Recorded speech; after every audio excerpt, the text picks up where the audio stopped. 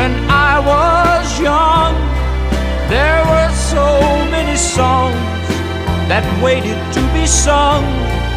so many wild pleasures that lay in store for me, and so much pain my dazzled eyes refused to see. I ran so fast the time, and youth at last ran out, and I never stopped to think what life was all about.